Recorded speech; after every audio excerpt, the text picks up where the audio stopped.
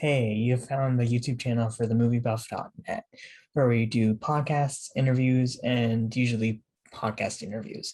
I'm Daniel Prinn. I am one of the buffs with the website. I'm a staff writer, but I'm also co-host of the podcast. And I'm joined today by my usual co-host, Arpit Nayak. And today we were able to speak with Simon Barrett. He's a screenwriter known for films like You're Next and The Guest, which I didn't get to tell him in the conversation, but The Guest was actually the first Midnight Madness film at the Toronto International Film Festival I saw back in 2014 at midnight. So pretty cool to be able to speak with him all these years later. We were able to speak with him about his directorial debut, Seance. Well, he directed Tape 49 in VHS 2, so this is for his first feature directorial debut. And Seance is now streaming on Shudder since September 29th, so you can find it there. I really hope you enjoyed the interview. We're going to get right into it. We'll roll a bit of the trailer, then have Simon introduce himself and enjoy the interview. Thank you. Camille Meadows. It's fortunate that a space has opened up for you here at Edelweiss. Our climate can be quite competitive. This is our table. Scram. No, I'm good here. That light keeps flickering. It must be the ghost again. Some girl supposedly killed herself in the dorms years ago. Hi, I'm Simon Barrett, and I'm the writer-director of Seance. Cool. And I'm Daniel Prinn. I'm one of the hosts of the Movie Buff show and a staff writer here. I'm the other buff, Arpit. Cool. So I'll get us started with our first questions here. So I was just wondering, when writing the film, at what point did you know that this is going to be your feature directorial debut for Seance? Well, I didn't know it was going to be my feature directorial debut until we got it financed, which was basically kind of when Suki Waterhouse signed on to participate. When I was writing it, that was my goal. Actually, I wrote Dead Birds. My first produced screenplay was written to be my first directorial debut. For a while, kind of every script I wrote to be my directorial debut, and then it didn't work out. So Dead Birds, which I wrote back in 2001, I want to say, and that film premiered at Toronto in 2004. That sounds about right. That was originally going to be my directorial debut. I was planning to do that very low budget, and when I showed it to a friend, and things kind of just happened in a really fortuitous way, that resulted in someone else directing it, but the movie actually getting made, I should say, maybe a Freudian slip there. On a much larger scale than I expected, which meant indeed that I did get paid about 25 grand, if I recall, which was at the time, had a pretty major impact on my life. So I was kind of a screenwriter for a little bit. And then, when I started kind of working with Adam Wingard, during a real kind of career lull for both of us. I mean, we were just kind of getting started really, but not having any success, for years. Suddenly I kind of had just a different role in a creative partnership, and that worked out great. But when Adam started making, bigger projects that had less of a role for me, to be honest, that was when, I started talking about like, okay, it's time to go back to, what my goal was with Dead Birds, which ultimately I'm very glad I didn't direct at that age. I'm sure I would have done it terribly, and maybe that would have been not seen by anyone, and that would have been that. So I think things worked out for me, but it did take me almost 20 years longer than I'd anticipated to direct, and that's a completely true statement.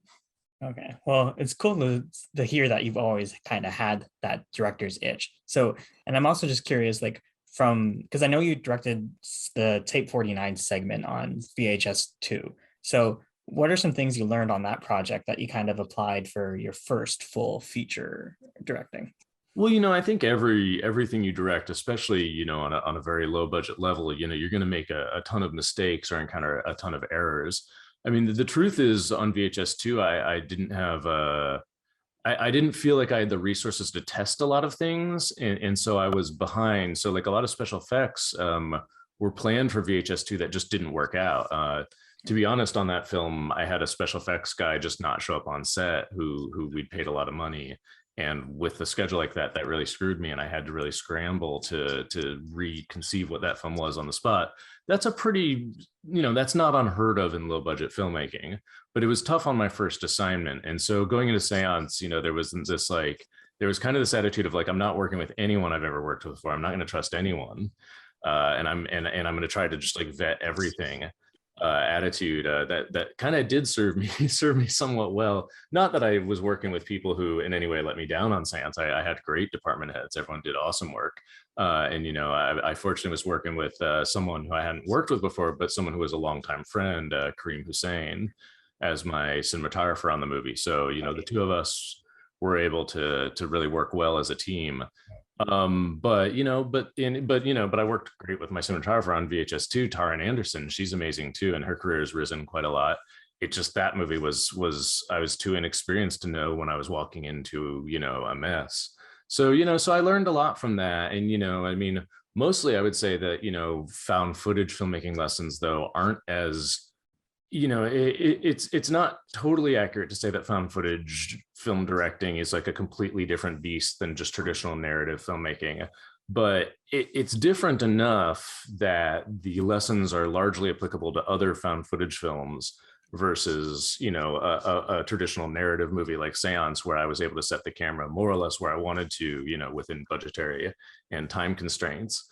VHS2 was a lot more about like experimenting with that style of filmmaking, and so the successes and failures of my wraparound really kind of just informed that.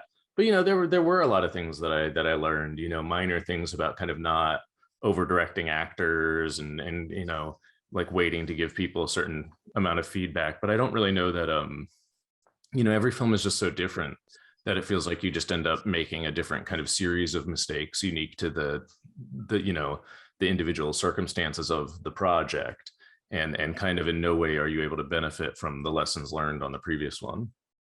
Okay, fair enough. Now, everything you said, I think, leads into my next one, but just what did you learn about yourself as a director? Because I'm just kind of curious if you're more into the hands-on on the horror and the technical aspects, or if you found out that you were more into the directing the actors. Well, again, this wasn't like my first, on-set experience. Sure. Like working with Adam Wingard, I'd produced a lot of movies, where I'd been hands-on with actors and special effects and a lot of things. So I kind of already knew going into this kind of what sort of director I am.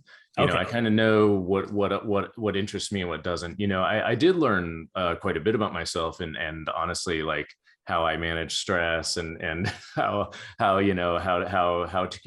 communicate under extreme pressure and so on. But mostly I would say that I think people had a generally positive experience of working with me on Seance, and most of my kind of crises were on the inside.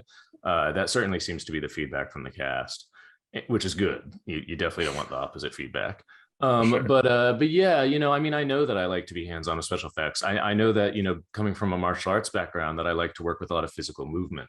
Also, the films that really influenced me were mainly the Hong Kong films of the 80s and 90s. Same with Adam Wingard. That's really the language that we speak. And that's why, I think Gareth Evans is such a good friend. And, the filmmakers that we work with and admire kind of, can have seen at least a certain number of Simon Yam films that we can all kind of cite or whatever, and so like it's so I knew kind of that I like to work with movement and choreography a lot, and I like to be hands-on with stunt stuff, probably for better or worse. I'd have to ask my stunt coordinator, BJ Vero, if having a martial artist director who likes to like really micromanage that stuff is good or bad. I think it might not be good, but I knew kind of my interests, and I also, I am very, my degree in film is actually a concentration in photography and cinematography. Like I know that I'm a nerd about lenses, even though, if you put a camera in my hands, I'm fairly useless compared to like Adam Wingard, who, can start taking it apart.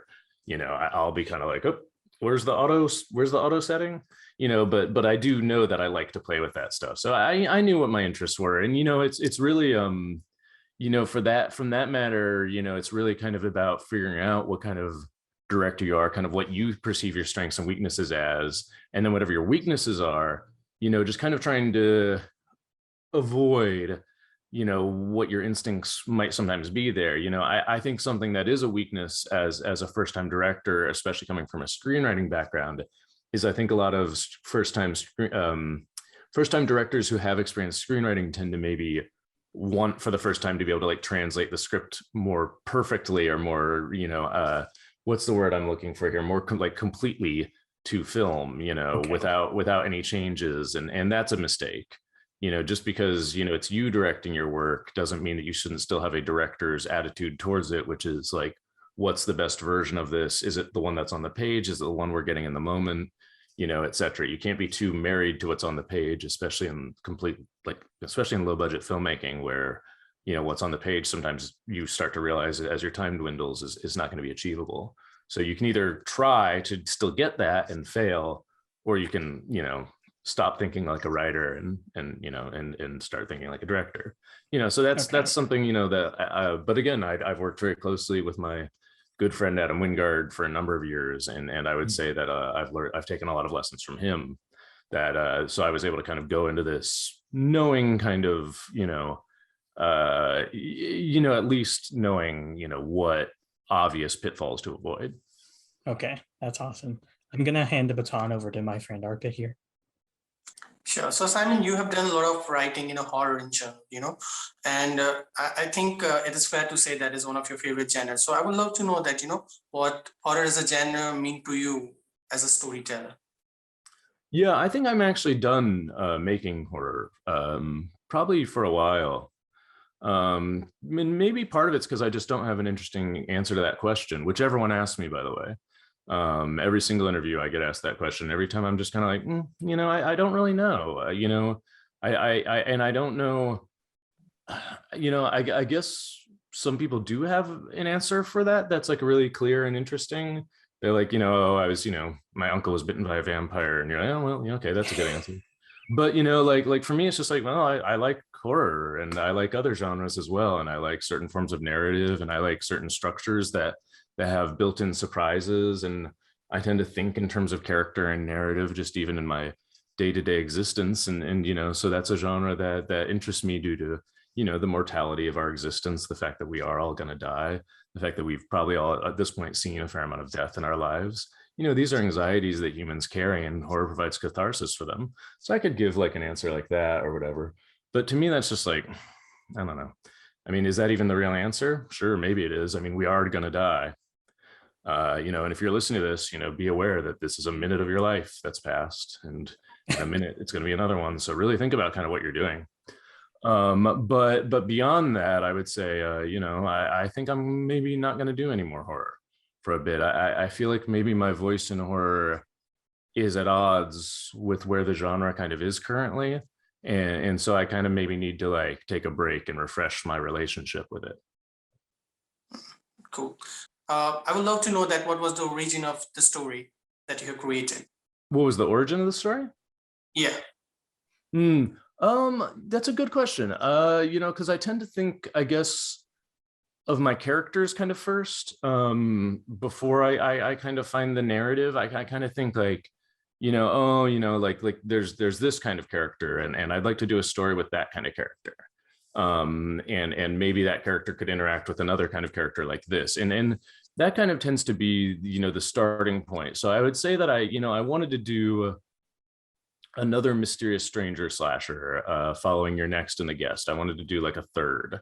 I thought that, it always been kind of conceived in my mind that we'd do a third that was kind of more of a, giallo type thing. But I don't know why, especially because I don't think Adam, would have had any interest in directing something like Seance. Certainly not at this phase of his career, but even back when we were doing like your next, this was more my vibe than his, which is probably why it was the first film that I tried to direct, is because it is something that, like, while I think Adam, who's an executive producer on Seance, is a fan of the film, it is to him, I think, more like Simon's thing is this like, mysterious, boarding school, cozy slasher thing. I read a lot of mystery novels. I think Adam, has an appreciation for them and an enjoyment of them, but it's not the same. So just different passions, but that was kind of what in my mind would be the third story, was to do something that was like a bit of a younger set of characters and a bit more melancholy, just a bit sadder and just a different feeling. And I don't think I don't know how that's been received, but to me that kind of was just like the origin of the story, was just that kind of, okay, I want to do another way of these things, but like a bit sadder and just like a bit more sedate and a bit more of like a calming slasher. And and I think that was kind of where the story started to come together in my head. I think people maybe can tell that that sometimes I'm kind of fitting my narratives around what I want the character arcs to be. And sometimes that can, I think, be disappointing in terms of like narrative satisfaction. But I think the good thing about doing like a slasher like Seance is you kind of know what the narrative satisfaction you're going for is. And so so within that you can do something that's fairly morose and humorous and yeah, it has like a very like grim, straight-faced kind of humor to it, because people are still kind of getting what they want from the structure. So I will, since you were just talking about the slasher and everything, I would love to know that, you seems like a horror fan yourself. If you have to pick between these two characters, Michael Myers from the Halloween, or let's say Freddy from Night at Emily Street, which one will you pick? Well, okay, so like are you asking me would I rather watch like a Nightmare on Elm Street movie or a Halloween movie? No, Because let's say if you have to pick between these two prime character, Michael Myers, or let's say Freddy from Night at Emily Street, which one will you prefer no, as I your mean, favorite character? sorry, I think so you don't want me to ask for clarification on that question at all. You just want me to answer it. Okay. Well, I'd pick Michael Myers because he doesn't talk, and Freddy can be annoying in the later sequels. But I will say that overall, I probably like more of the Nightmare on Elm Street movies than the Halloween movies. I would say I'm a big fan of some Halloween movies. Obviously the first one and the third one I think are kind of like both masterpieces. But Nightmare on Elm Street, the original Nightmare on Elm Street, is a masterpiece. And then on top of that, you've got the fact that 3, 4, and 5 are like these crazy, fairly big budget splatter movies, some of which are really gross. But then there are, and 2 is really interesting. I mean, they're all interesting, but there are some Halloween sequels that really don't give you a whole lot. Daniel, you like to jump into your question? Sure. Yeah, I had some kind of random ones, some specific ones for Seance, and I noticed that there was like a lot of like pink in the font with the credits, of course, and then I also wanted to learn about your inspiration to not use a Ouija board, but use kind of like a rigged pink lipstick, I think it was. Well, I'll answer the second question first because Sure. it's a short answer, which is just that like the film Ouija had come out and Mike Flanagan's Ouija Origin of Evil, and I was just like, I don't think we can do a Ouija in a movie now. Like I don't know if I think it might have been legally a problem because I think like because Ouija is Hasbro, right? Yeah, it's Hasbro, and Hasbro produced those Ouija movies, so I think they probably may have copyrighted it. Now, I mean, I'm sure you can create one, but then you're talking about like you're creating your own. And if you're going to create your own, I'd rather use a writing tool anyway, was I guess my thinking. If I'm not going to have like a traditional Ouija kind of looking board and I can do the Ouija thing, which again, there've just been 2 movies literally called Ouija, the latter of which was directed by Mike Flanagan and got, they both got a fair amount of attention. The first one did really well, but people didn't like it. The second one, I guess people liked, but didn't do as well. So, so it was kind of like, well, already I'm kind of a little scared that people are going to be perceiving this as Ouija 3, just because it felt like that was a thing that was happening at the time. But by the way, these films have been kind of, I'm talking, I'm referencing a few years ago, of course, but that's just how long this development process, of making Seance was. Sure. I don't think anyone really is like concerned that it would be perceived as Ouija 3 now, but that's the point that you start at. And and again, I think a big influence on this film was Kevin Tenney's Witchboard, which I've cited in interviews a bunch. And I like something I like about that film is that, it kind of is like you can make a Ouija board out of anything, and which feels real to me. Per the rules, you don't seem to necessarily have to have a Hasbro trademark product. So, and then, within that, I was like, well, if I'm going to do something non-proprietary, then I actually do kind of have an idea that I like, which is this lipstick through the phone case kind of idea of creating like a modern planchette writing tool from that. So that was just kind of the just my idea of trying to do something I hadn't seen before, but that nonetheless felt real. That ended up being a pretty serious problem, just because of how that thing worked or really didn't work. And you can tell pretty much in those scenes that I can't really show it writing. Okay. It didn't look right. You could tell that the actors were moving it, and particularly I was trying to get Madison Beatty because I found out that she was really particularly good at memorizing movements and making things work. Particularly, it's usually Madison Beatty or Stephanie Sy who played Yvonne operating it, and you can tell they're really struggling with it. I'm really. The reason that the seance in the library scene is kind of as abstractly directed as it is, with like the close-ups of their eyes and lips. That was something Kareem and I came up kind of in the moment when we realized that basically the scene we couldn't really show the way this thing worked. Okay. So, that's what happens when you try to come up with something new you kind of really either have to test it thoroughly, or you discover that, the reason no one had done it before is because it's not a good idea. And in terms of the pink and the pink aesthetic of the film, I honestly just kind of liked the idea of the color. It was, I guess it's probably reasonable to say that because, I saw it as being a movie largely driven by female characters, I kind of thought it might be a good idea to send a message with like the title font that like, hey, this isn't like, I'm not going for like a certain style of extreme horror here. This is a bit of a softer style, with the kind of like fancy seance font and the pink. To be honest, I was very influenced by the cover of the Mitski album, Puberty 2, which has very ornate, pretty font. And I kind of just saw that and was like, oh, that's kind of what I want like seance to look like. And then this was my version of doing that without actually being able to hire a designer and using just what fonts were available to us. Because we couldn't actually afford a title house for seance to design the titles. So, so it was my editor and I basically creating the title, that title design, James Van de Water, who edited the film, with working with me up in Toronto. And, that was just what we came up with. And, I kind of kept expecting someone to say like, no, you can't do this.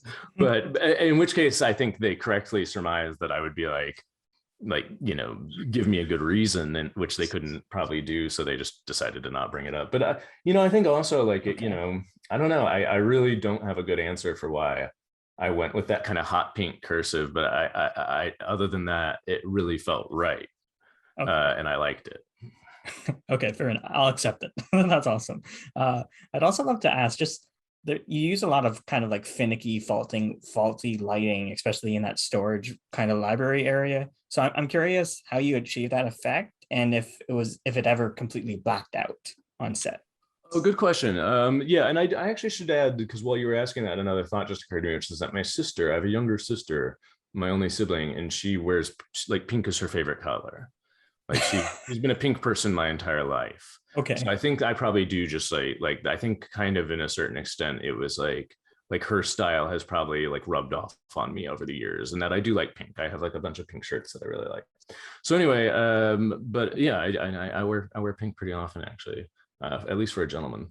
At any rate, yeah, the flickering lights. So flickering lights, of course, it's a tricky thing. I think people don't really give Kareem and the gaffer we're working that's Lawrence. I'm blanking on his last name right now. You don't I think maybe people don't give them quite enough credit for how hard that was to do without any like rolling shutters or, those lights had to be programmed very specifically to give us kind of the effect that we wanted to avoid what you're talking about, which is a point where they would all sync up and you just have a section dip into black, or they'd start to sync up, because if say you program, certain flickers on certain things, certain timers and whatnot, sometimes they can sync up in an annoying way that starts to look like a repetitive pattern to your eye. And then you have to like restart everything. I never ran into that. I had a really awesome lighting team on Seance who like really, I basically told Kareem, I was just like, I really want this to feel, insane, but we can't do it in a way that causes seizures, which is also a thing that's something you have to worry about. Okay. Because that's a flicker pattern thing. Like that's like like if you do that, if you do too many like really bright, like ones that are fairly staccato, you can cause seizures in a fair amount of the population, unfortunately.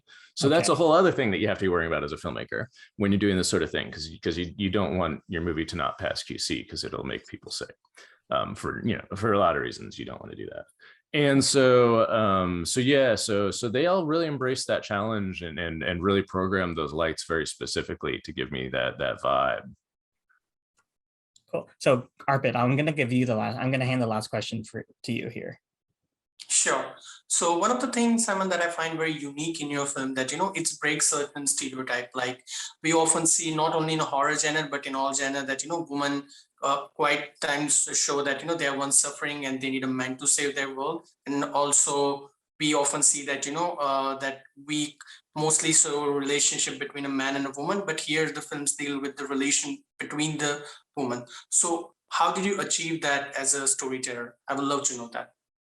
Yeah, I mean, I wasn't going for anything, too specific there. It's a female-driven story.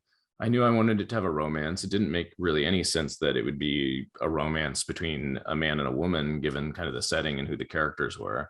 So I figured it'd be a romance between two women. But, obviously I'm not trying to do like blue is the warmest color or anything, explicit that has anything really to say about that experience, which is not an experience that I have anything to say about, personally or otherwise, so it was just kind of the way those characters, I knew would connect and what I wanted the kind of romantic vibe of the films, of a few scenes in the film to be, and to me, I think you could do those scenes and have the characters be, different genders or sexualities, and the connection would kind of still track, because I think, I'm telling a fairly basic human story of two kind of damaged people hesitantly reaching out to one another. And I think that's something that's fairly relatable to all people. At least that was my idea in doing so. So to me, it was, I'm not going to say like, I guess that I felt like it was universal, but it's also kind of not the focus of Seance. It's a romantic subplot. So I did feel like, there's a certain bit of just like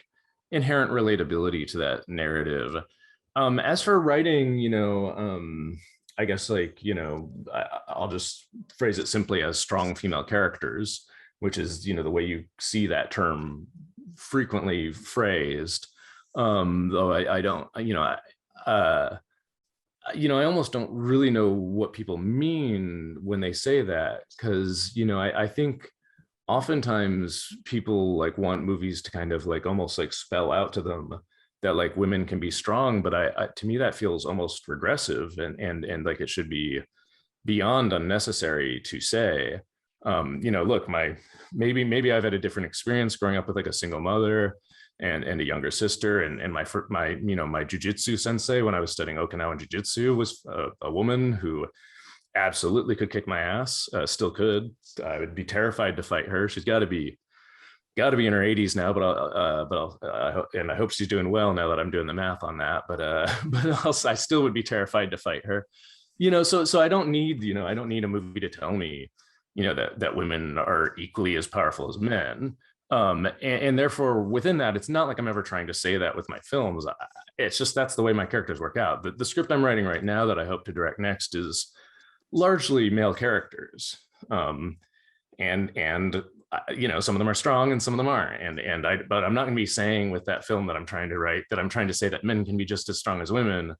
It's just, that's the narrative I'm telling. So that's not to dismiss your question anyway, which I think is a very insightful one, and one that I think people kind of want to ask me more often, but they know I'm going to like say or do something snarky, so they're hesitant. But I think it's a legitimate question, but I think it actually like speaks more to just how lousy the horror genre has historically been to women and female characters, that people look at films like You're Next or Seance as anomalous, or unusually feminist or something like that, when certainly I can tell you that like our goals with your next were not to make like a feminist horror film. We just were inherently not trying to do one that was sexist, which felt like that was kind of the standard. It was like, oh, this film isn't misogynistic, therefore it must be feminist. And it's like, well, maybe that just kind of speaks to what growing pains we're going through as a culture, rather than anything else. Because what I hope to do, truthfully, is make films that are seen still 30 or 40 years from now and don't feel like they're like of a specific moment. And I really don't think a lot of I just don't know how much certain things are going to age well. Or 20 years from now, people are going to be like, what happened during this like like Trump period that every movie felt compelled to like remind us that like women are not inherently inferior to men. I don't know, because to me that feels like something that I hoped we as narrative storytellers were theoretically past. Now, the fact that I can pretend that maybe also speaks to my privilege as a white man, but and therefore all I can do as a storyteller is to try to do my best to not do anything stupid or sexist or so on. And and if people want to call me a hero for that, yeah, you know what, I'll take it. Cool. Sorry, I just wanted to jump in here that I want to keep you guys on schedule. Thank you for ending on a laugh there, Simon. And it has been so neat talking with you about Seance. Thank you so much. I really appreciate it, and hope you have a good rest of your day. You too. Enjoy the rest of your interviews. Thank you again for checking out this interview with Simon Barrett. It was very cool getting to talk with him about all things Seance, which you can find on Shudder. And if you want to find more of us, you can click right on our YouTube channel or find interviews, reviews, and much more at TheMovieBuff.net.